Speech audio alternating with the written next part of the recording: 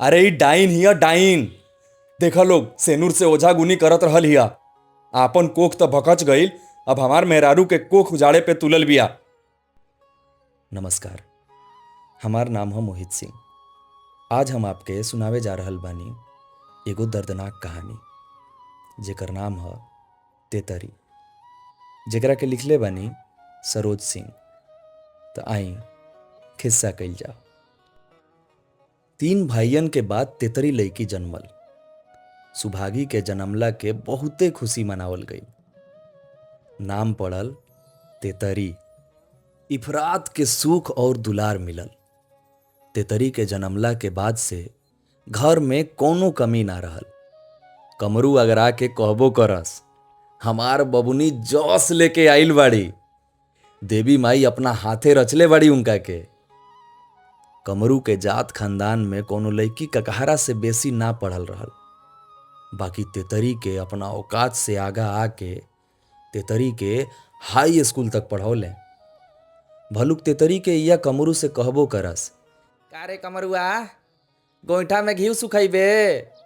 बिटहिन के हेतना पढ़ा के का करे के बा? आन के घरे चूल्हे चौका नु करी। बाकी कमरू केहू के ना सुनले। अपन सब जोग सरधा निछावर कर देलन तेतरी पर। ओही के जोड़ के सुघर लइका खोजाई कैलाश। शहर में सरकारी चपरासी रहल। खूब बढ़िया से बियाह भइल। दौरा में डेग डालत खान नौनिया अगरा के कहे लागल, अरे बउआ जी के तो भाग जाग गईल, कनिया तो इनर परी मिलल बिया जी। सगरे गांव में तेतरी के सुंदराई के शोर हो गई। अब गांवे कोनो कनिया उतरे तो ओकर बरोबरी तेतरी से जरूर होके। मगर आपन झांपी जोरा के संगे वो अपन सुभाग ले आवल भुला गईल रहे शायद। कुछ दिन त ठीक बीतल। ओकरा बाद कैलाश अपना नौकरी में शहर चल गईलन। 6वें छमास पर कैलाश के आइल होके। तेतरी कई बार रिगिर कैलस कि संगे लिया चली। बाकी हर बेर कैलाश इहे कह के तेतरी के मना लेवे कि अभी पैसा जोड़ रहल बानी घर खातिर, जैसे मिल जाई तोहरा के ले चलब। हमरो तोरा बिना निक कहाँ लागेला, अभी माई बाबूजी के देखभाल कर।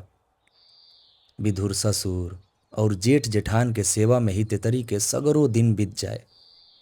सबके सेवा में वो आपन ख्याल रखल भुला जाए। दिन दिन भर बीत जाए एक दाना खैला बिना। केहू पूछे वाला भी ना रहल। जेठान के आपन सेवा करावे से फुर्सत ना रहल।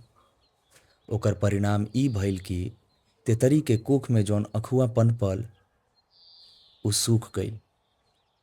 शहर से मनिया डर पतरी आवे, मगर तेतरी के हाथ में ना मिल पावे। आखिर एक दिन चिट्ठी तेतरी के हाथ में दिहल गई, जेकर लिखाई तेतरी में माथा पर तक तक करत सेनूर के पूछ दियलस। भरल सिन्होरा अब साज बन के आला पर धरा गई। घर जवार के लोगवा अब ओकरा के अभागी माने लागल।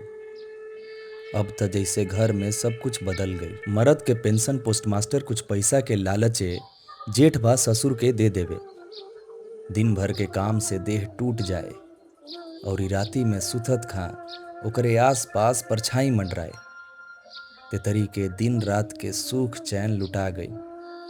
ससुर और जेठ के रवैया बदलत देर ना लागल। करझौसी कोकुजाड़न, पेट ना भरल त भतार के खा गईल अपना। ई सब अब रोज सुने के मिले लागल। अब कोनो शुभ काम में तेतरी के अलगा रखल जाए लागल। जेठान के पूरा दिन चलत रहे। तेतरी के उनका आगा भी जाए के मनाही रहल। एक दिन पटीदार के घरे बियाह में जब सब केहू दोसरका द्वार पर गईल रहे, तेतरी के आराम करे के मौका मिलल। कुल काम काज निपटा के तेतरी जैसे ही कोठरी में घुसल, तैसे ही पीछे से केहू धर के ओकर मुंह चाप दिहलस। घबरा के तेतरी के आला पर राखल सिनोरा हाथे बेटाई। उही के जोर से ओकरा माथा पर दे मरलस। हड़बड़ा के उ तेतरी के मुंह छोड़ देलस। तेतरी जोर जोर से सबके गोहरावे लगली। शोर सुन के घर ले लोगवा दौड़त आई। उहाँ के नजारा देख के सब कोई हक बक हो गई। सगरो सेनुर छिटाइल रहे। तेतरी एक तरफ दुबकल सिसकत रहली और उहे खड़ा जेठ के माथा से खून बहत रहल। उ और केहू ना, वो उनकर जेठ रहे। सबके देख के तुरंत पैंतरा बदल के उ कहे लगलन, अरे ई डाइन हिया डाइन, देखा लोग सेनुर से ओझा गुनी करत रहल हिया। आपन कोख त भकच गईल, अब हमरा मेहरारू के कोख उजाड़े पर लागल बिया। इतना सुने भर पर रहे कि लोगवा तेतरी के मारे भगावे पर जुट गई। उहे सुभागी तेतरी अब डाइन करार दिहल गई। अब गांव के कगरी मुसहर टोली के दक्षिण ओर जौन बगीचा बा, आजकल उहाँ एगो कुटिया लौकेला, जेकर आगा रोज भिनसोहरे सेनुर टिकल लौक जाला। लोग के आना जाना बिल्कुल बंद बा, खासकर लइकन के। बरजल गईल बा ओने जाए से डाइन घर नाम पड़ गईल बा।